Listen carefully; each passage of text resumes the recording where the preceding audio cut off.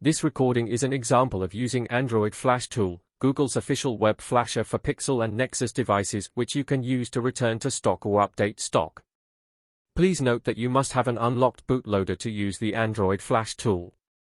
It is possible to use it without already having an unlocked bootloader, but it requires enabling OEM unlocking, and the Flash Tool will unlock and relock for you, but keep in mind this will wipe data.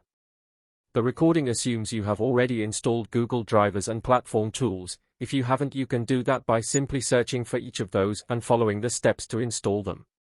I will do a separate video for this at some point in the near future. There isn't a whole lot to say about the flashing process because the Flash Tool does everything for you, as long as you have the drivers and platform tools installed. It is fairly simple. The Flash Tool will download the entire factory images file, which is around 2.5 GB in size, and you will have to accept some terms. I have paused the recording at multiple points to shorten the length of the video, and I will hover the cursor over anything of note, but make sure to pay attention to what is happening.